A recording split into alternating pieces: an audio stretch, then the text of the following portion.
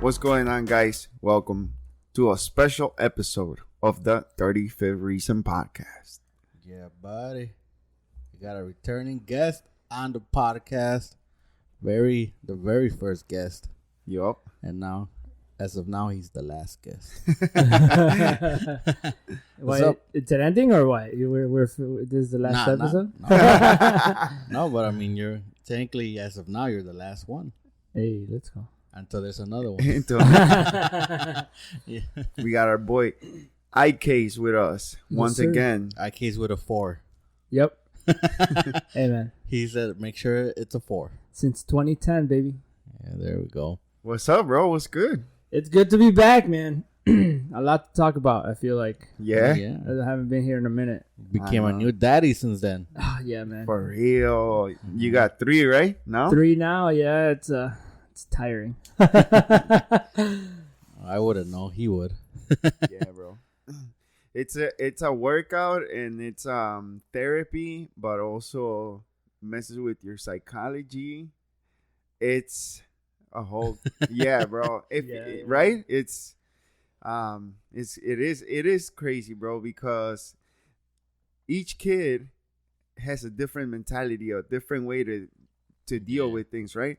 Yep. So you have to learn how to deal with each one of your kids individually, because one of them, like in my case, bro, my middle daughter, she's very sentimental, bro. She's like a straight up daddy's girl. Yeah, middle kid syndrome, man. So bro, let me tell you, the oldest one already getting into that stage where it's like she'll just straight up turn on you and she won't hear what, like, the last few things that you gotta say, she's gone, dude. Yeah. And that shit pisses me off. And then right after that, I got my middle daughter coming to hug me, right? Yeah. And it's like I'm trying to feel that love, but at the same time I'm mad as fuck, bro. So it's hell yeah, dude. Yeah, no.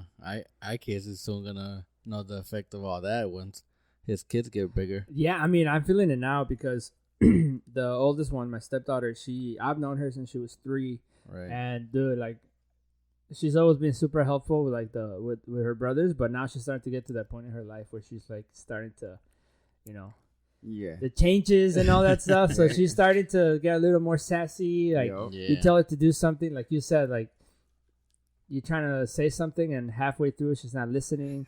She's on her phone. You're like, hey, trying to like catch up with her about How old school. is she she's now? like, nah, she's 9. 9. Yeah, she's my oldest age. My oldest daughter. Yeah, so I'm riding that that boat with you. But she's awesome. She's a great kid. She does help us out with like her brothers. Like, she's super caring, which is awesome. The 2-year-old, he's going through changes too. And with him, it's much more like, he's starting to discover the world in a different way than he did before. And now he has a little brother too. So to your point, like the little brother syndrome, like he's always like, trying to figure out like, where do I fit in? Yeah. And like when the older one's there, he's just like going crazy with her, like screaming, climbing on shit, all that stuff. And then the little one's the most chill out of the bunch. Like, he has his own temper and like he does get like angry a lot sometimes, but for the most part, like, they're doing like all these fucking shenanigans and he's just sitting down like looking at them like, man, what the fuck is wrong with these I'm related to you too. Yeah. Crazy. But yeah, man, the little one, he's about to be 10 months. He was born December 31st. Yeah. Oh shit. Oh yeah, I remember. I actually remember because didn't I text you or something saying that you kept your girl in the hospital for New Year's Eve or something? Dude, actually, it was an experience. The main thing was all the doctors are like, all the nurses, they were like, you couldn't have waited one more day, or you couldn't have waited a few more hours. And dude, no, that's a whole other story too. So technically, IK's first podcast, he left here and he went to work. Dude. Yeah, pretty much. Pretty much. He went to work. Yeah, freaking. I was pumped. Mike's brother Chaka was almost born by a day on a leap year. Oh shit! February 29. I remember because and I was what? How old is he now? 15, right? So I was 16. I don't know why, but back then I was like, damn, this dude's gonna be born on a leap year. That's gonna be dope. And then he was born on the 1st of March, But I'm like, dang, that would have been dope. Dude, I have one of my best friends from like when I was younger. His wife was born on the 29th of February. Oh, yeah. So she could either celebrate on the 28th or celebrate, but she'd always celebrate February. I would pick the nicer day. Yeah, I mean, it's still cold during that time, but as fuck. I mean, still. Yeah, my the godmother to our 2-year-old Gio, her name's Angie. Her and her brother, they did the math, and they were literally like born 9 months after their parents' anniversary. Oh shit! Dang. So they went to work. They went to work. Yeah. I have my girl sister. Her birthday's in November. So every time her birthday comes around, I'm like, "What's up, Valentine's Day, baby?" Oh yeah. 9 months. I'm like, and I remind her every year, and she gets all grossed out. I'm like, "Hey, you do the math. That's literally 9 months." I mean, hey, bro, it's a good thing that you bring up Valentine's Day because I think that a lot of us, like for instance, me, bro, Valentine's. Well, like first of all, who invented that shit, right? Because Saint Nicholas Nick Valentine, what was his name? February 14 has like, right? It has nothing special other than random day. And then like now you got Sweetest Day or Sweeties Day, whatever, bro. Isn't that one? Bro, I don't know. There's a day for everything. That's supposed to be the day for the guy, but then the girls still want shit. Yeah. But okay, so my question to you guys is it really like a compromise that you have to celebrate with your girl on the 14th of February? Like for instance, let's say you celebrate like a month after, right? Yeah. And you're like, oh shit. Does your girl have the right to be pissed? I mean, for me, I tell her straight up. I'm like, look, I know she likes Valentine's Day, and also, I mean, I find that shit annoying, especially because girls they want to go out. Yeah. And I'm like, that shit's annoying because that's probably one of the busiest days for like restaurants. Yeah. Oh yeah. That and like obviously the bigger holidays. But I'm like, I ain't trying to go anywhere. I'm like, we could celebrate some small shit at home, and then maybe a week or two from now, then we could do something. But I'm like, I don't want to do shit because that shit's annoying. So to you, it's not a compromise. Nah. No. Unfortunately. Nah. That's crazy because we're about to be 2 for 2 because we don't celebrate Valentine's Day. Nah. Okay. That was like when we went to the table and to negotiate like holidays and all that shit. Okay. Like, oh, that's cool, man, like, bro. we don't do this. I just don't see a point, man. Like, and I think she's okay with it a little bit because her birthday is like on the 23rd of February. So like, we can quote unquote just like couple it together. Yeah. But dude, for the longest, like I don't believe in that shit. Like, yeah, I mean, I don't like it either. Like fresh off Christmas, I've already fucking spent my bag, and you want me to double up? Like, man, you need to simmer down. Yeah. But overall, man, I think it's a bullshit holiday. Yeah. I think most holidays like nowadays are bullshit. Like you got Son's Day, anything Daughter's Day, like, anything that's not a federal holiday, it's yeah, BS. Right. Like, yo, listen, look at the federal holidays. Yeah. Figure out which ones you're celebrating. Right. You can put Sweetest Day in the trash can. You can put Valentine's Day in the trash can. Son's Day, Daughter's Day, Grandpa's Day, Mom's Day. Like, I'm sorry, no. Like, wait, like Son's Day and Daughter's Day, like. Don't you have a birthday that we're celebrating? Isn't that your son? Isn't that your son's day or like your daughter's day? Yeah, especially like with my girl. I always tell her that shit too. I'm like, I'm not trying to do any extra shit on any freaking holiday like that. And back to what you were saying, all these extra holidays. She's a teacher, so then come Teacher Appreciation Day or week. Now it's a week. She wants some shit then, So you got an extra celebrating. Yeah, and then obviously she's a mom now, and then now she wants that, and I'm like, you ain't my mom. It's Mother's Day, not Wife's Day. It's Mother's Day. Go ask your daughter for a gift. I'm glad she's not here, and like I can make it this joke, but you should hit her like on Teacher's Day. You should hit her with like pencils and pens and notebooks. Hey, low key though, she might like it though. Hey, any teacher that you give supplies to, they actually appreciate it because they gotta pay out of pocket. Yeah, hell yeah. So I mean, even if it's a joke, they're gonna like it. So unfortunately, so that means, right, if you say it's not a compromise to celebrate the 14th, right, if you do buy something for your girl, does that automatically mean that you get some action? No. Or, I mean, because if you feel compromised to get your girl something like flowers, dinner, does that compromise her with you to get some action? Because I feel like we feel compromised, but they just feel like, oh, I'm at the receiving end. You know what I'm saying? Oh, it's for them. It's for the girl, right? But Valentine's Day is like a whole general. I feel like it's this way. I feel like it's how much effort you put into it. Then they're like, all right, I'll put out. I mean, dinner and flowers you don't buy that every day either, right? Yeah. I do. You guys gotta take some notes. I don't believe in flowers either. Casanova. I don't either. Yeah. But I mean, it's a nice gesture. I always tell her the same shit every time I get her some at least once a month. So that's what I'm saying. You guys don't. Nah, I get it. Yeah, but for my girl, I always tell her, I'm like, you like him, so I get him for you. But flowers for me, I don't waste of money. You pay $15-$20, and that's cheap at like a grocery store, Jewel. Oh yeah. And yeah, and then I'm like, this is a waste of money because a week from now, they're dead. They're dead, and they're in the garbage. That's literally money in the garbage. Yep. Yeah, I want to say the only time I buy flowers is for my mom. Yeah. To be honest, yeah. What's something special that you give to your girl just randomly? Everything like gross. Eat the booty, milk. So like for her birthday, so like that. so the big thing we did this year for her birthday, I didn't even know that Beyonce was touring. Random, bro. But I mean, I guess that was random. She like posted it like the week before her birthday, like, oh, if anyone wants to know, I'm a size Beyonce tickets. Okay. But like, I don't think she expected for me to do that because her and I had never been to a concert together before that. So I'm like, watch. It wasn't for you, but she tagged you on it.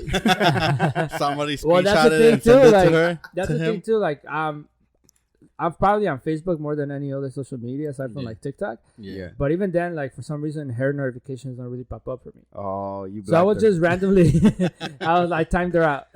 I was just randomly on Facebook and I saw that she put that. Like she didn't even say anything to me. And I'm like, watch, I got you. So then I bought them and I told her about it and she was like pretty crazy. She went crazy. Is it safe to say how much you spend? $800. Damn, for both? Yeah. Up close? Up close? Hell no. No? We ended up sitting up close because there's a section of Soldier Field that is blacked out by all like the posts, the poles and the speakers and all that shit that they set up for the concert. Yeah. So that the whole stadium can hear it. But we like the tickets that I bought were like at one of the end zones. Like thinking of like a Bears game, like it's in one of the end zones in the upper level. Okay. And each ticket was like $350.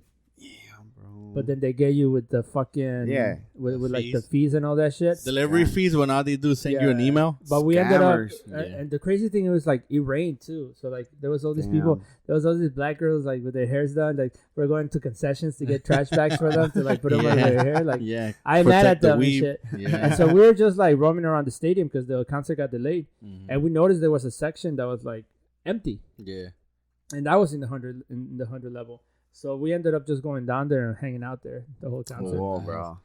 Nice. But aside from that, the other big thing was she bought me Macklemore tickets because I'm a big fan, a rapper. Yeah, I'm a big fan. Popular with that thrift store song, remember? Yeah. The $20 in my pocket? Yeah, that one. For you? Yeah, that's him. So he came, and then we also, our anniversary is tomorrow. So we bought tickets, or I bought her tickets for Hamilton, the musical. Oh damn! Yeah, bro. so we ball out. It's just like on principle, I'm like fuck St. Patrick's Day. On principle, fuck St. Patrick's Day too. On principle, I'm just like fuck Valentine's Day. Like I'm sorry, I don't celebrate it like that. Like no, I mean that's the same thing I tell my girl. I'm like any holiday like that. I mean, for me, I could care less, but apparently for her, there's something she wants to celebrate it, so I'm like, whatever. I mean, didn't they started celebrating another day for what is it, bro? Like Heritage, but it's for Black people, bro. Juneteenth? Yeah. What was that? Because I don't remember celebrating that any other year. Like no, it just started last year. Yeah, that was like 2 years. But what is it? What are they celebrating? It's celebrating, I think when how the slaves Yeah, became free. from what I understand, right? Yeah. Like, obviously, I'm super ignorant about this, but freedom, the emancipation of like slavery. And yeah. That's kind of like their celebration of like when slavery. Because I like, know we get Black History Month, yeah, right? a month, yeah. in a February. whole month. Yeah. But I mean, the actual holiday. I think about the way I see it is like kind of think about it like our Mexican Independence Day. Okay. But like for people for us that live here, right? Yeah. Obviously, Mexico, like Independence Day, the 15th and the 16th, Yeah. it's just like the 4th of July here, right? Yeah. But for us that we live here, we still celebrate it, even though it's not a national holiday. Yeah. Mm-hmm. But I mean, Juneteenth is a national holiday, so I think for them that like a lot of them, we know their history and like most likely where they all had to come from. I think it's a good holiday for them to celebrate. Did you guys get that holiday off? I didn't. Because it was a Monday this year. With me, it's different because I work events, so like if there's an event, we have to work it. Okay. But it's an absurd holiday, so any federal holiday for me, if I don't get to have the day off, I just add it. Pick a day. So like I pick a different day and I get it off. Yeah. See, I asked too because mine this year landed on a Monday. I don't know if it's no, it's not. It's the actual 19th every June. So this year it was a Monday, and I asked at work, and they're like, "Nah, you don't get it off." Yeah, no, it's because like I said, I don't remember even hearing about it like previous years. So it just started last year. Mm-hmm. Last year. But I'm saying like people even mentioning it because there's other holidays like here we celebrate Heritage Month or Hispanic. Yeah. Pero like it's not official that we celebrate Mexican Independence Day. Yeah. You know what I'm saying? It's just like people say, "Oh, okay, we're celebrating," but technically it's really not official. So that one now it's a federal holiday, but it wasn't before. But there's a lot of like people that did celebrate it before. Yeah. Even so, because I remember La Villita always had the parades. Yeah. Well, I mean, I think also they probably made it official because people petitioned for it. Right. Yeah. So it's like us saying like, oh, for Mexicans, they're gonna petition to make the 16th of September a federal holiday. And then a lot of other countries celebrate it too, though, right? You seen I think Salvadoreños and Hondureños. There's like a bunch of other different countries that celebrate the same day as I think Mexico, right? I think it's like Salvador or Honduras. I can't remember which one. Yeah. So I have like their flags. Yeah, I've seen that. Yeah, but that's I don't know if that's like if that's when they celebrate their independence, but they have something. I don't know. I always feel like whenever they do that, it's because they're half Mexican and half the other. Could be, or like just throw it in there so we get. Something. Yeah, like I always see Puerto Ricans have a Mexico flag and then their Puerto Rican flag. Oh yeah, that's true. Even though, like we said, it's not anything Puerto Rican related, but they're like, fuck it. Bro, but those are like the mixed, no? Like, yeah, that's what I'm saying. The half Mexicans, half Puerto Ricans. Yeah. But I'm saying once they go to the freaking Mexican Independence Parade, and then they take their pimped out Jeeps, and then they throw on the Puerto Rican flag. Well, and then now they do everything right, like. It's so funny to me, like not to get like super political, but the whole Kaepernick thing and like kneeling for the flag, and then how people started using like the American flag with like the African American colors, like the green, the red, and the black. Yeah. And then like now they just drag the American flag through the gutter, like any color they put on that shit. I've seen that. I've seen that on Mexican flags too. Yeah. To your point, like people just like grab the flag. Do you know what the black and blue one means? Because you've seen the that's the police one. Just for the police. Yeah. Yeah. Oh, okay. It's back the blue. Yeah, back the blue, the all black, and then the blue stripe. Yeah.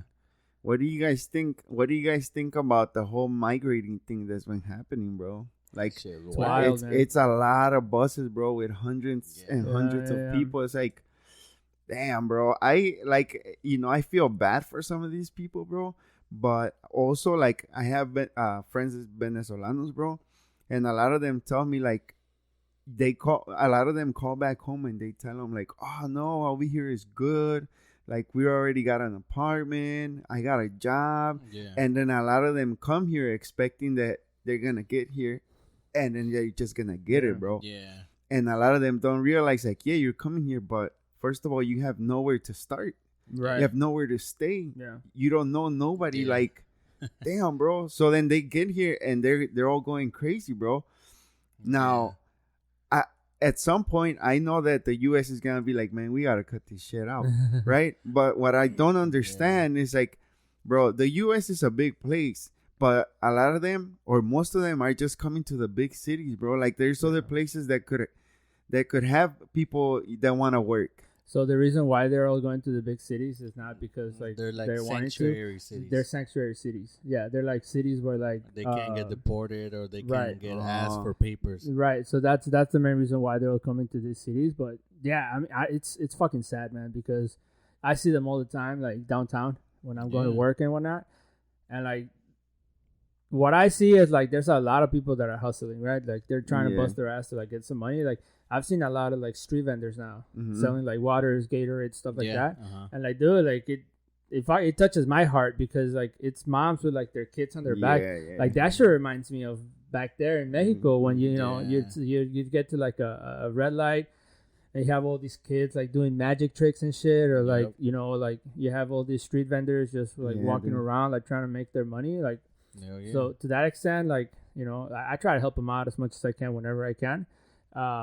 My wife, she didn't really like realize how like the extent of like how bad it was until like we ended up going a few times downtown and she like pointed him out. And I'm like, nah, honey, like this is something like that's happening. They took over police stations, bro. They dude, literally up by Wrigley, the police station that's up by Wrigley. That's like a center. There's one downtown too. The one downtown, they're trying to get it shut down because to your point, like, is there opportunity here? Yes. But then, like, other people, you know, you're going to have the people that are going to try to bust their ass the right way, and then have the sleazy ones. So the center one of the centers that they have downtown, from what I've heard, there's been, like, a huge rise in, like, prostitution up there. Oh, yeah. And, like, drug dealing and all that type of shit. I mean, that's because if the ladies can't find work, bro, a lot of them are, like, young people. Because from, like, my friends tell me, bro, they have to cross the jungle, bro. And they gotta walk,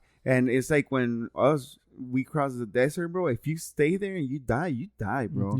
And for them, it's like, imagine even more hard that you gotta cross the jungle, and then you gotta cross like 8 different countries, bro, to make it here. So when they get here, bro, they look beat up, right? Yeah, my wife's sister's boyfriend is a cop, and he sent us a video. It was on Twitter actually, of a fight breaking out at one of the police stations, and it was all the Venezuelans, and it was fucking crazy, bro, because like you said, it's getting out of hand, and you know the freaking city's over here trying to help him out, and they're over here being disrespectful as hell. Did you guys hear that they're like spending like 20-something million on building them like a tent city? And some bad hombres. But es que the thing is like, man, bro, don't call back home and give them false promises, bro. You know, that's the one thing that like it messes with me more. It's seeing like the kids, bro, because if you're 20, 30, like you could somehow hustle your way into getting something better, right? But if you're a little kid, bro, they dragging you around, bro. And the whole thing is like the prostitution thing, bro. You could see that coming, and you could see a lot of people are gonna start taking advantage of the young ladies and even the guys, bro. You know, crazy. Yeah, it's funny you mentioned about the kids, because my girl, she got a student that came from Venezuela, and she said that one day they were doing a not a project, but like one of those little like assignments where they're like, oh, write down some complication that you've had throughout the week or throughout the day. And she said that one of the kids was like, oh, today I had trouble tying my shoe. And like another was like, oh, I had trouble putting on my sweater or something like that. And then it got to the little girl from Venezuela. Oh, me and my parents had to cross the jungle, and it was really, really hard. And that's a complication that we had. And my girl said she like felt like crying. Because every other kid, like probably, like she says she has a mixed class, so I don't want to say it's like white kids, but like, you know, the kids that live here. Oh, yeah, you know, I couldn't tie my shoe. Cool. And then this kid that just came from another country, like, and freaking migrated like that, her complications are way different. It's tigers and... we had to fight off, what's his name? The Jungle Book kid? Mowgli? We had to fight off Mowgli and the tiger and the bear. Or is it Mowgli the bear? No, Baloo, no? Baloo's the bear. Mowgli is the kid. It's a very interesting spot to be in, right? Yeah. Especially for us, I think. For, like, looking at how they're, like, here now. Yeah. Because, like, I know we all experienced that. Yeah. Right? In like, a way, yeah. In a way we did. Like, I tell you right now, like, and this is part of, like, the proudest fucking thing that defines me. Like, I tell people I came from nothing. Yeah. Right? So, like, we got here to this country. I didn't know the language. I didn't know anything. And, like, you know, we had to scrap. Yeah. And, like, I look at my kids now, and, you know, the oldest one is always on her phone. Yeah. Gio is always trying to steal my phone. Right. He's like, you know, like, you see the struggles that they go through, right? Yeah. And, like, this whole situation is super complicated because in one end, you're like, yeah, I want my kids to have a better life than I did. Yeah. And another end, you have other people that are like, oh, this generation's soft. Yeah. Right? Yeah. And, like, as a dad now, I'm like, well, yeah, they should be fucking soft because you don't want them to experience the same shit that you experienced, right? Right, yeah. And then now you have all these other kids, right? Or you see these people, to your point about the story about your girl, like, yeah, you see the situations that are happening. Like, it's all over again. Like, kids getting to this country with nothing, like, having to try to, like, scrap something, figure it out. And a lot of them can be success stories, but a lot of them will not be, unfortunately. Yeah. And it's how it was when we were growing up. Yeah. Like, you know, like, how many people do you guys remember that didn't make it past the age of 18? Yeah. How many people, to your point about people taking advantage of, like, the girls, like, how many girls do you know, like, when you were a freshman in high school that were already pregnant? Yeah. Right? Yep. So, like, it's super complicated for me, like, you know, trying to find, like, the comedy in all of it. Mm-hmm. It definitely, for me, it's like what we're talking about right now. Like, we need to find a way to, like, to get them to stop. Yep. Because now, like, are we turning into that's what I'm saying, right-wing bro, like, politicians? Yeah. Stay in your country. Do not cross the border.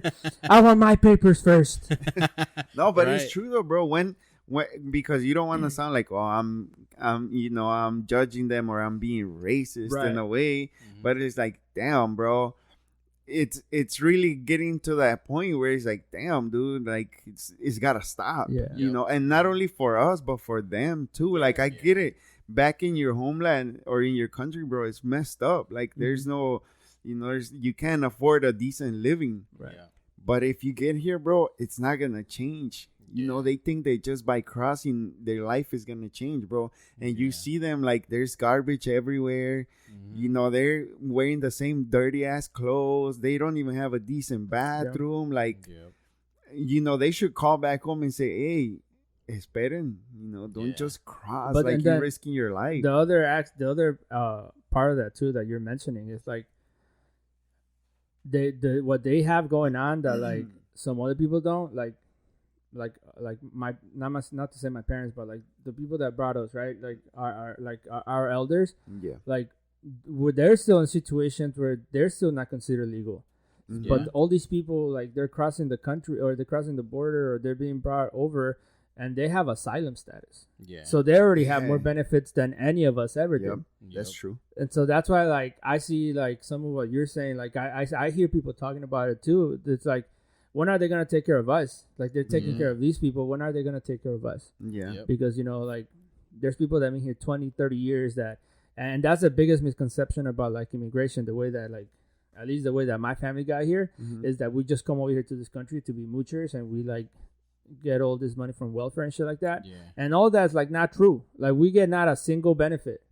Not a single benefit. And so, like, for those people, it's like, on the outside looking in, they're like, well, all these people are crossing and they have asylum status. So they are actually, like, legally here.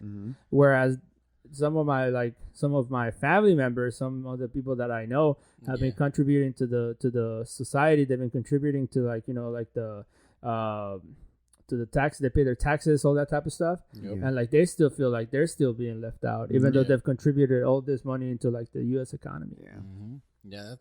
That shit's crazy, man. Yeah, it's crazy how that works, man, because it's true. Like, for people that live here, they look at it the wrong way. For example, like, when I recently just got my citizenship, and one of my girl's friends happened to ask her, like, the whole process, because obviously she's white, she's from here, she didn't know. Yeah. And she asked my girl, like, how much did you have to pay for him to get his papers? You know, probably expecting a small number. She told her how much we paid, and she's like, holy shit. Yeah. Like, she's like, I didn't know you had to pay that much. And not only pay, it's how long you have to wait. Right. Like, for me, I had to do DACA. I was doing DACA since like 2012. So it's been 10 years since then. And I recently got my residency only because I got married. So, I mean, it's crazy the shit that people got to go through and the shit that people that are privileged enough to not have to go through that they don't know. You know, like back to what you were saying, our kids are never going to know what a struggle is because we give them everything. In my way, I mean, look at right here to this room right here. Yeah. Like, my daughter has everything she wants. Yeah. You know, and the way I look at it, every time she asks me for something, I could get it. I'm going to get it. Yeah. Because when I was little, my mom would not be able to get me shit. Yeah. And I would be like, hey, I want this. I remember the story. Remember PS2 had the memory cards? Yeah. This fucking story gets brought up by my mom all the time. So it's my turn to bring it up. We went to, what was the store? I forgot.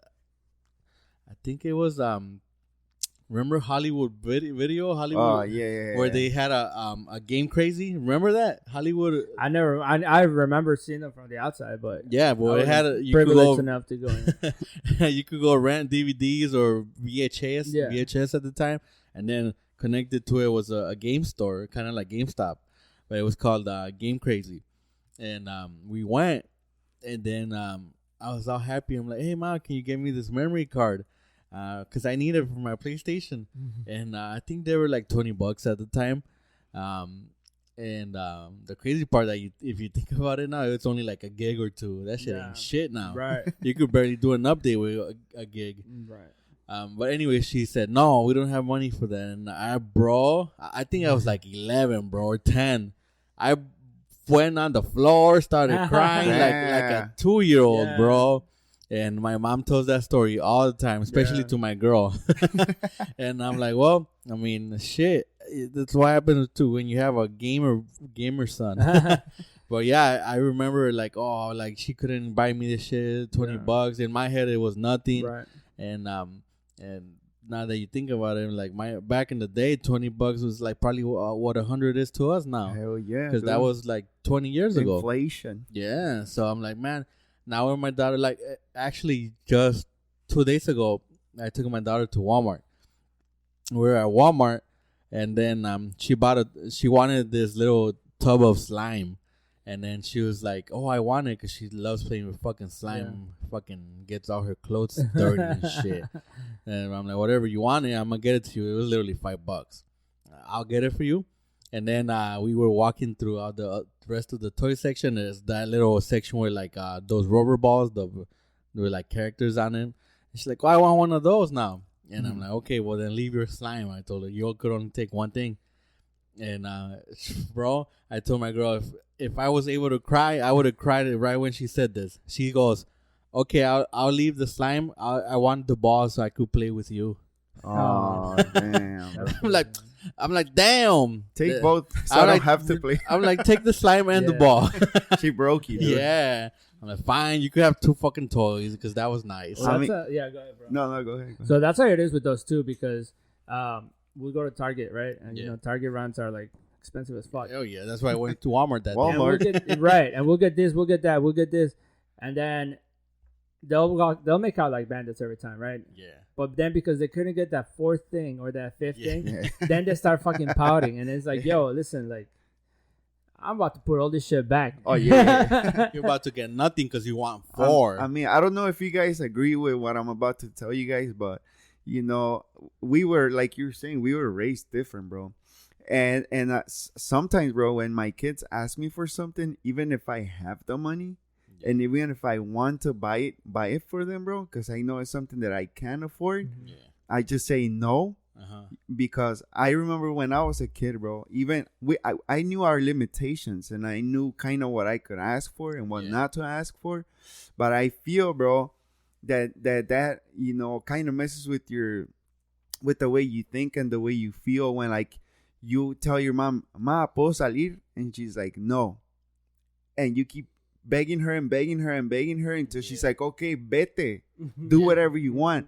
And in a Mexican mind, you're like, yeah, let's go, I'm out, right? Yep. That messes with your head, bro. So now that I'm a father, bro, I tell them no, so that when somebody else tells them no outside, it doesn't hurt their feelings, bro. Because I know in my experience, when I want something and somebody's just like, no, that kind of hurts me a little bit, because I used to get away with it when I was young.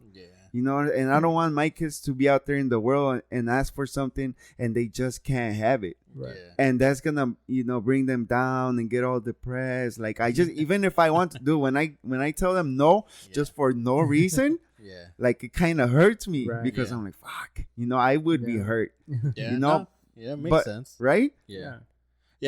See, for me, with my daughter, I usually tell her, like, before we even go in the store, I'm like, if I'm gonna buy you something, it's gonna be one thing. That's it. It's kind of, it's not fully similar to yours, but I'm like, I'm not gonna tell you no, but just so you know, if you do want something, it's one thing.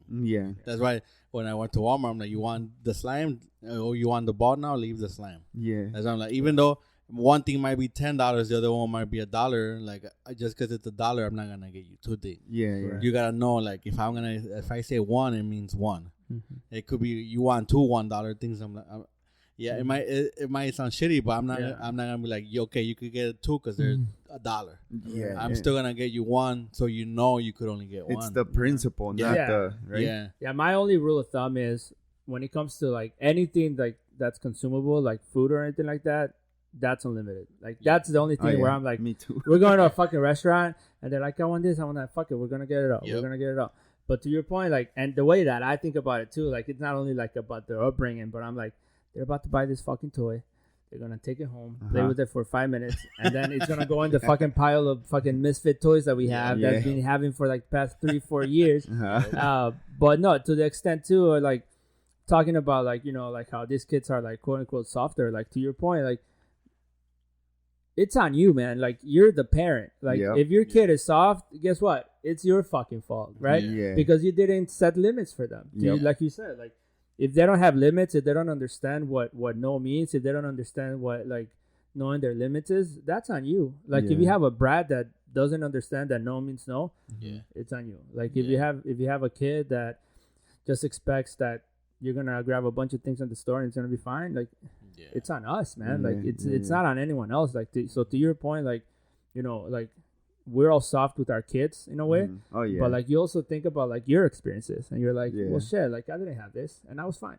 Because I had, like, the support of my parents and shit like that. So but that's, you know, that's something that, like, and I was thinking about that because another thing is, like, I just took my middle daughter and my son to the park, bro, and there was some Arab kids there, bro. Or I don't know if, you know, it's the right way to call them, Arabic. Middle Eastern. Because you don't know if they're Arabic or not. Middle Eastern, bro. And the one kid, bro, they were, you know how they build the slides now, like a freaking rocket ship, and they go all the way up, bro. And the one little kid, bro, around my son's age, he's just fucking pushing them, bro, and like, and I'm like, man, he's gonna hit him, right? And he's pulling them and pushing them, and my kid's just turning, bro, just looking at him. I'm like, bro, if you slap the fuck out of him back, bro, I won't even be mad. You know what I'm saying? And then my kid's sliding, and he comes up to me, and he's looking sad. I could tell that kind of mess with his head, right?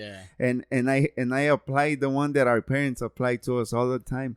Si te pega y tú no le pegas, yo te voy a chingar en la casa. You know, and I told him, bro, if they're messing with you, bro, and you don't defend yourself, I'm going to whoop your ass when we get home.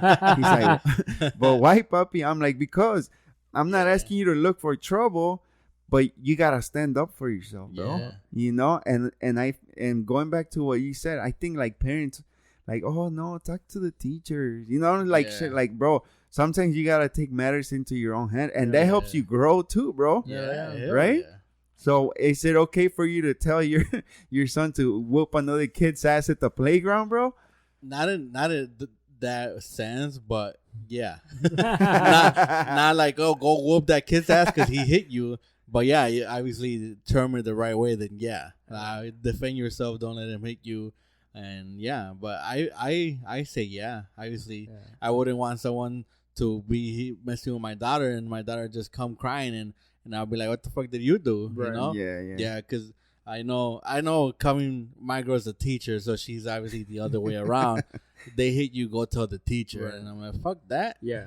Yeah, in a sense, in school, most of the time is you got hit, you're going to get involved in the suspension or the detention because you were involved. Yeah. Might as well make it worth it. Hey man, that's a Mexican proverb right there. You know, like that, right? That you have to apply that 100%. That's in the Bible. Like, there's always been, like there's only been one instance where like we got a call from the school that our oldest like was violent towards somebody else. Yeah. And my first question when Laura was telling me this was, well, what did they do to her?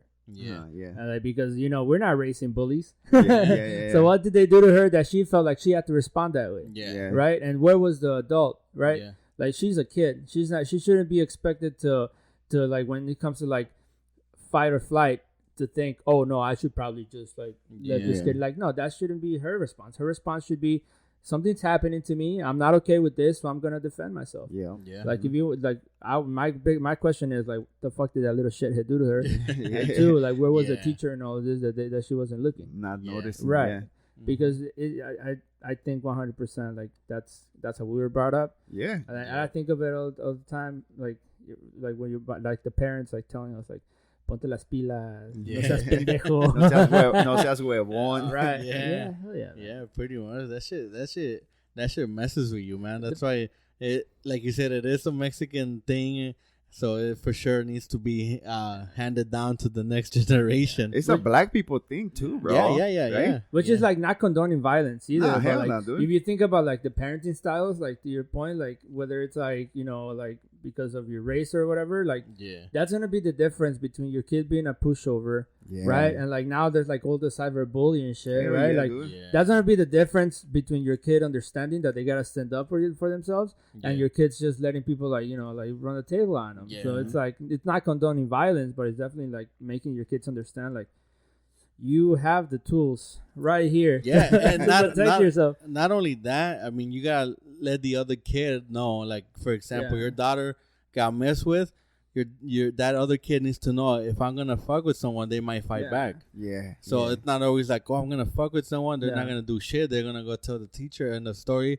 I'm just gonna go fuck with the next person. Right. Yeah. So eventually, somebody's gonna have to stand up to that kid. Mm-hmm. And the situational thing is like, you're at the park and you see this happening, so you're gonna tell your kid like, you're gonna fucking defend yourself right now, right? But then when you go home, then you're like, hey, listen, like that shit happens again. Tell that kid, stop fucking touching me, or these hands are rated E for everyone. Yeah. That's usually what I do too when I go to a playground or something and there's a bunch of kids, and most of the time, little kids, some kids don't do it on purpose, but, they're excited to play, so they're pushing kids around. Every now and then I see it happen to my daughter, and I'm like, cool, they're excited, they didn't do it on purpose. But then if it keeps happening, I'm going to keep an eye out on that other kid or whoever's doing it. And then eventually I'm going to make sure, like, the other parent is watching. So if some shit happens, I'll be like, you're watching your kid push other kids, not only my kid. Some shit happened to your kid, don't come to the other parents, the other kids' parents, Because then we're gonna throw hands, baby. Yeah. The kids don't throw hands, we will. Yeah, right. Yeah, so it's something for sure. Some form of consequence needs to happen for the other party to understand. Hey, this shit can't keep happening. That's definitely where, like, as adults now, right, that we should try to be like the peaceful ones and be like, hey, like, I don't want this to be an issue. I just want to let you know that your daughter just like pushed my son. Yeah. So, like, I don't want it to be a problem, but I wanted to let you know so that because my kid is going to defend themselves. Yeah. And then whatever their response is, then just so they could... You match the energy. Yeah. Just so they could navigate through life, bro. Because if you, like, being weak in a way, like, it limits you to a lot of things. You know what I'm saying, bro? Right. Like, being outstanding, like, being able to raise your hand in classroom. Like, I remember... Fuck, I used to be scared of that sometimes. You're scared of being wrong, bro. And I think it goes back to like, no means no, bro. You know what I'm saying? But also, like, if I make a mistake, then don't fucking punish me for it. You know what I'm saying? help me understand that what I said or what I'm asking is not the right way or is not the answer that I'm expecting. Yep. But don't punish me for it. And I think that's where us as parents fuck up a lot of times too, bro. If you see your kid making a mistake, bro, like for instance, if they're getting cereal and they drop the milk, bro, it's fucking screaming in the kitchen, right? Oh, mira lo que andas haciendo, like, and that's like, oh shit, I'm afraid to mess up next time, bro. Maybe next time, like, I just won't try to do things for myself. You know what I'm saying? Then they come asking you and you're screaming at them because you're like, fuck, can't you see I'm doing something? Right? Yeah. I mean, it's true. Like that's a perfect example because I do that with my daughter. When she actually just yesterday, she was eating. I gave her a juice cup, and she dropped the juice cup, and she dropped it and looked at me. And I don't scream at her. I'm just like, it's okay. It was an accident. Pick it up. Just move to the side so you don't get wet. And she's just like, okay, But like he said, any old school Mexican would have been like, what the fuck? You stupid. How did that cup fall? It didn't fall on its own, blah, blah, blah. But yeah, with my daughter, I was like, it's okay. It was an accident. Just stand up, move. The only thing I did scream at her for, but it wasn't scream. It was more like she dropped it and then looked at it. I'm like, pick it up. Pick it. Like, it's really like the more it's laying down and the more it falls. I'm like, pick it up quick. And but other than that, I was just like, it's okay. It was an accident. Just move to the side. But yeah, shit like that does fucking mess with you when you get screamed at for something that you didn't do on purpose. Like you said, you're serving yourself cereal and that milk is too heavy for a kid. Boom, milk everywhere. And it goes back to the same thing. Like, where was the adult, right? So is it their fault or like are they hungry and you just like didn't have time? Because that happens to me like when I'm playing. Like sometimes Laura will like step away to take care of like one of the other two kids. And Gio is like super independent, the 2-year-old. He's super independent, just navigating by himself. But then like he needs something. And then when I see that, I'm like, fuck, man, like I need to fucking stop. So like I stop, like I get off and like I go spend some time with them. And like when he does stuff like that where like something falls, like the way that I try to think about it is like they're not doing some of these things on purpose. Like he sees like he tips the soda can over and he sees that water falls out. He's like, oh shit, let me see if more falls out. So he'll do it, right?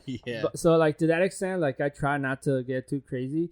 So what I'll do is like I'll go get the mop and I'm like, all right, we got a mop, and I'll start mopping, and then he'll grab the mop and he'll start mopping. That's cool. But the thing like the other on the other hand, the other side of it is he gets mad, he starts throwing stuff. And I grab him, I get him up, and I'm like, let's go pick that up right now. And he's like crying. And he's like, no. And I'm like, yeah. And so I grab him, I put him directly where the item's at, and I'm like, pick that up right now and go put it where it belongs. I do that shit too. Especially when it's something that I already had told him, like, don't throw it. And then they do it, and I'm like, well, now you're gonna stand here until you want to pick it up. So either you pick it up right away or you stay here 5 minutes. Like, I'm not picking it up. You threw it, you pick it up. That's why I feel like we have the benefit, like, in the way that we grew up, if you're willing to, as a parent, like, accept that. Because, like, you know what it was like to, be allowed to go play outside, right? Or you know what it was like to, like, be told you couldn't do this, you couldn't do that. You know what it was like when it was time to get your ass whooped, right? And so those, like, not all those things, like, for me, that's what replays in my head all the time when I'm, like, dealing with all the situations with my kids. It's like, what would my parent have done? What would my parent have done? And was that the right thing to do? And if it was, I'll apply it. If it wasn't, and I'm like, I could probably like simmer down a little bit, I'll do that, and I'll try to take like a softer approach. But I mean, at the end of the day, like, if my main point is, if your kid is soft and they can't take like the heat, it's because of you. I mean, it's good. It's because another thing is too, bro. Who knows their kids better than the parents, right? I know my kid. I know like one of them's a little shithead, right? Like maybe your kid, she's very sentimental, so I gotta find a way to kind of like toughen her up a little bit, but not push it, because if you push it too much, then it's not gonna work, right? But like you were saying, like at school, also teachers have to deal with 24, 25, sometimes 30 kids, bro. They can't really see what each one individual is doing. But if your kid comes home and he tells you about it, like sometimes, bro, you talk to the teacher and it's like, but I also got 24 other kids that are You know what I'm saying, bro? So it's like, that's why a lot of the times, bro, when kids get in trouble, like you have to be in mid ground. You know what I'm saying? Like, don't go up to a teacher saying like, oh no, my kid didn't do it. He wouldn't have. Bro, you don't know how your kid. You don't act the same way with your girl than you act with your friends. Right? So maybe your kid at school is the fucking bully, and they're coming home all soft and shit. Like, so if you like, that's the first main rule. I think you gotta get to know your kids, bro. Right. Yeah, and that's the, I think the one rule that applies to it. That rule applies to the most right now, because a lot of parents nowadays are like, oh, here's my phone, here's a tablet, go on the tablet while you're at home. Straight after work, school, here's a tablet. Like, don't bother me. I just came home from work too. I'm tired. Right. And I see a lot of people that post their kids like that, and I'm gonna judge. I don't give a fuck. Like, if I see your kid, I mean, I don't know. Obviously, don't know how long you gave him the phone for. But I have this girl that she posts her son all the time on the tablet, and he's like, my daughter's 3, so he's 4. He's 4. And the kid already is playing Minecraft on the tablet. He has an Xbox, playing Minecraft on the Xbox. My daughter, I hardly give her the tab. Bro, she don't even know how to use a tablet. Because she plays down here. I play with her upstairs. I don't know if you saw the video I posted yesterday of her with the bat. No, I didn't see. I bought her a big old bat, like a plastic bat, because it was 50 cents at Walmart. And that was another toy I got her yesterday. But that was more for me. And I'm like, you could use it. I want to use it too. So I bought her a little baseball bat, and we were tossing the same ball that I had bought her, so she could hit it.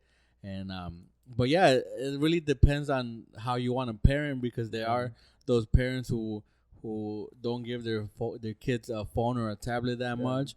And then there's the opposite way around. There's parents who give their kids tablets all the time. The other day I went to a pumpkin patch. There's a kid on a stroller at a fucking pumpkin patch, and he was like same age as my daughter, probably 2, 3, or 4, on the stroller on the phone, instead of enjoying the damn farm. Like, at home, maybe it's cool, give your kid a tablet, maybe limit them, but I'm like, at home, like, you know, it's when you have the least amount of the time to distract them, other than probably like a form of entertainment, electronic entertainment. But when you're out, if you're out like at a carnival festival or something, don't fucking give them the phone. Yep. Yeah, that's what we run into with Wendy a lot right now, because she's starting to, like, you know, and I can't really knock her for it, because I'm a fucking gamer. But like, when she gets home, the first thing she wants to do is, not even when she gets home, she takes her phone to school, right? Which is fine. We didn't make the decision to get her a phone. That was something that her dad did. So obviously, like, he bought it for her, and like, she has it. So whatever. But like, we still have to navigate through her having the phone when she's with us, right? So, and she's not the only girl in her class that has it. So like, right now I'm gonna go pick her up. She gets out at 3. They don't get out till like 3:10. Because half the kids have to go pick up their phone from the office. Oh, shit. And so then she gets in the car and she wants to be on the phone the whole time. And I'm like, honey, let's talk. Like, you just got in the car. And so like, I do this thing, like, this is probably like one of the whitest things about me. I saw this thing on Google one time that was like, what successful parents ask their kids on a regular basis. And it was like they ask what's one good thing that happened to you today? What's one bad thing that happened to you today? And so I asked her that every day. Every time that I pick her up from school, I'm like, hey, like, how was your day? And she'll tell me, I did this, I did that. I'm like, okay, perfect. Like, but now she doesn't want to do that. Now she wants to be on her phone the whole time. And she wants to be like on phone calls with her friends. And so like, I tell her to put her phone down. Then she gets home, I homework. I'm like, all right. She goes on her phone. Like, and she's like super sneaky about it too. Like, you look away and she's on it. So I'm like, all right, listen, you're going to get an hour right now, and then you're going to have to hop off. The thing I wanted to show you guys right now, like, Gio, obviously he's younger. So he'll grab my phone, and I just got this new phone that has like the pencil. And so he'll grab the pencil, and like, he'll just go on it and like write, and like half my notes that I'm supposed to be able to like write with this, it's him like scribbling. So like, to your point, like, there has to be a balance. And like, I get it too. Like, not every parent has like the time to do it. Like, and like, it's easy, to your point, like, I'm fucking exhausted. I have to wash dishes. I have to do that. Like, let me give you this, but like you have to be the authority at the end of the day, because like to that extent too, like you have all these kids that like are at the pumpkin patch, and what's gonna happen the moment that the mom takes the tablet away? And then mom's gonna get hit probably, because that's the type of parenting that leads to that. Mom's gonna get hit. That if it's a Mexican kid, the kid's gonna get hit. If it's a white kid, the kid's probably not gonna get hit. But then like you're creating like this problem that you don't have to. Because that's true. Because that's one of the another thing about being a parent, that you see another parent have a crying kid, you're gonna look at him and judge him. It really depends on the way you parent and the way you're gonna judge them. Because if you're one of those parents that are like what's it called? The term for it, I forgot. When you like a helicopter parent? No. When you like treat your kids like softly, like you were just saying. I forgot the term for it, but you don't treat them bad, not treat them bad, but like are excessive about the way you treat them. But there's parents out there who like straight up are screaming to their kids in public, and there's some like the Mexican way. Like when right now you said the Mexican's gonna get hit, but nah, he ain't.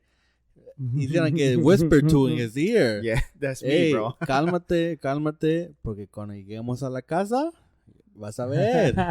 They ain't gonna get whooped. They ain't gonna get whooped at the pumpkin patch. They're gonna get whooped at home for something they did 3 hours ago. But like with these new parents, I feel like they'll be like, cálmate o te voy a chingar cuando lleguemos a la casa. Yeah. And then they get home and the parents probably like, oh, fuck this here. Here's your tablet. And go shoot the shit. Yeah. Yeah, but like you said, there are parents out there who their lifestyle revolves around like electronics and all that, so you can't be that hard on a kid. Right. If you could only be on your phone for an hour, but here you are playing games all day, or being on TikTok all day, and I only get an hour.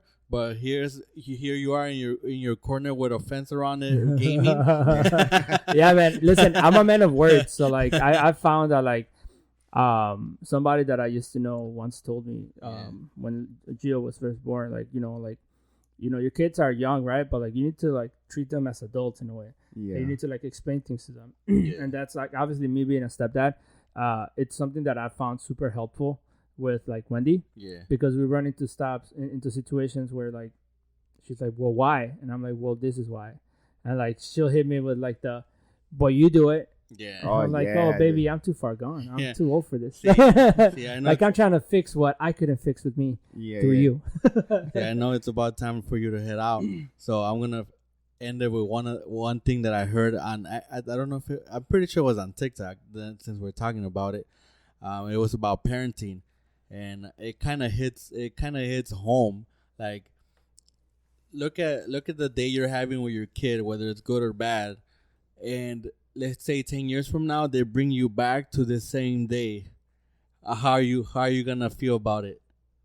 Like, are you gonna be good with the way you treated your kid, or are you gonna regret it? So, like, they always say, like for example, like right now, this very exact moment, it's already in the past. Yeah. 10 minutes from now, we're not gonna be here. Yeah. You come 10 years from now, if you were to come back here, how are you gonna feel? Like, are you going to be happy with the way you treated your kids on a random day, not just their birthday? If you go 10 years from now and they bring you back to, let's say, what's today? Friday the 13th. Friday the 13th. Let's say 2033, October the 13th. Somebody goes up to you, hey, I'm going to take you back to Friday the 13th of 2023 to a moment you had with your kid. It doesn't matter what day it was. I want to take you to that day. And let's say, for example, you get seen screaming to your kid. How are you going to feel about it? Right. So it's always like, in a sense, obviously not every day you're going to treat your damn kid like top-notch parent, you know? It's always, I mean, we're all parents, so we all know every damn kid gets yelled at. So that's not something you're not going to do. Because they got to learn regardless, you know. And sometimes gentle, that's the term, gentle parenting. I couldn't get it earlier. Sometimes gentle parenting isn't always the way, you know. Because I saw that TikTok as well, where there's a kid turning off the lamp, And the mom was like, "Can you stop doing that? Because they're flickering the light. Can you stop doing that?" And the little girl's like, "Nah," and she keeps doing it. Yeah. And then somebody else, it was a white mom, and then a black mom like stitches the video and yells at the kid, and the kid stops. So I'm like, it's not always gonna be sunshine and flowers, you know. Yeah, every parent's gonna have those days where they're gonna scream at their kid, and then 5 minutes from that moment, you're gonna be like, "Fuck, I shouldn't have yelled at them." Well, let me ask you guys this before we end the podcast. If you guys were to pass away tomorrow, what do you think would be the biggest lesson that you left for your kid, other than leaving them maybe a money or car, something that they're gonna grow up and be like, "Man, my dad taught me this, and I'm sticking to it, and I'm gonna pass it on to my kids"? Well, for me, the one thing I always do is, especially around my daughter, I do it regardless, but treat everybody nice. Yeah. Be nice to everybody. At a restaurant, treat the what's it called? The guy that picks up the dish. The busboy? The busboy. Treat the busboy the same way I'm treating the waitress that's bringing me the food, you know? Yeah. I tip the waitress, I'm going to tip the busboy. So I mean, not only that, but I'm always saying thank you. Somebody opens the door for me, thank you. Respect. Somebody does something nice, or they don't have to do anything to me, but be nice to everybody, even though they're mean to you. You, bro? Oof, same. I mean, honestly, I think for me, the way my adult life has gone, and like since I was little, the way that like I've always had to fight for shit to get it. Yeah. I've always felt like, you know, as an immigrant kid without papers for a really long time until DACA came around, I was always behind the 8 ball, and I was always like chasing kids, like all these opportunities that all these kids had, like I didn't have them. Yeah. So I want my kids to know that even if I'm trying to give them a better life, I want them to know that nothing is free.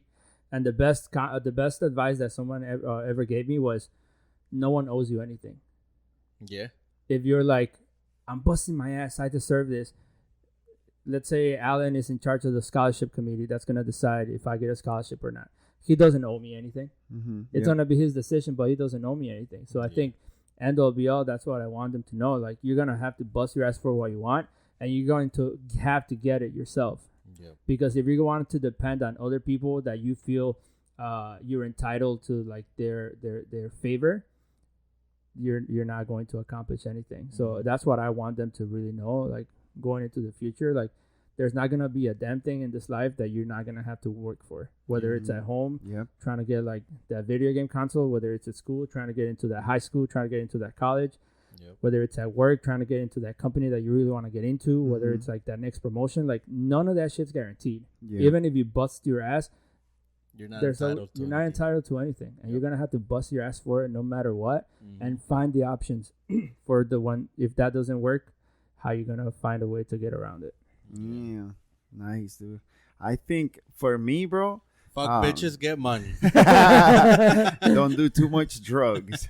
I think for me, bro, and I keep thinking about this all the time, is like teach them how to ask for forgiveness, bro. Like, I want them to understand and to accept that if they made a mistake, it's all right to admit that you made a mistake. Yeah. And if you have the capability to forgive somebody that made a mistake, bro, that makes you real. You know what I'm saying? And not to be afraid to show love, bro, because a lot of us, I think we lack that a lot. Like, bro, hug your moms, hug your dad, hug your brother and your sister, bro. I see all these families separated for some stupid ass argument they had 15 years ago, and they still can't forgive their sisters or their brothers, bro. And then they pass away, and you're like, fuck, man, why didn't I? Why didn't they? You know what I'm saying? Like, allow yourself to open up and be like, man, you know what? I did my best. I forgave. They forgave me, bro. And I showed them love. And now, if they pass away or if I pass away, then, you know, my conscience and my heart is just clear. Yeah. You know? So I think for me, that's it, bro. But, you know. No, hell yeah. I mean, everything you guys said is fucking good. And I'm going to write it down. Yeah. Anyways, the other day I shared a TikTok to end it. At Twitter. I posted this on Twitter. I put, some men don't receive flowers till they die. Yeah. I mean, not that most men want flowers, but Right. it's true. I was like, dang, that's crazy. Hell yeah. Anyways, All right, we're guys. done. All right, perfect. All right, thank you, IKs, for being Comeback. the comeback. Thank you for being part of the show, man. You've been supporting since day one, dude. So I'm really, and I'm pretty sure Alan's very grateful to have somebody that been supporting us for the longest. Man. Yes, sir. Thank you guys for having me. Of course. I don't think the three of us thought that like our conversation was gonna go the way that it went today. No, but it was really good. Like it's good to your point too. Like I appreciate having conversations like this because they don't happen every day, right? Yeah. And like even if like you disagree on something, like life is about learning. Yeah. And I think anytime, like I know you guys shoot the shit a lot on the podcast, but anytime that I've listened to you guys, like I take something away from it, whether it's like something that you guys have gone through in life, whether it's like a take that you guys have on something, whether it's Peque's Pozole restaurant, which I went to last week too, by the way. It's pretty good. Thanks for having me. Go follow me at IKK4ZE on all socials. And thanks, guys. Till the next time. Sir. Hopefully soon. And go from there. Till year number 5. Right. All right, guys. Peace out.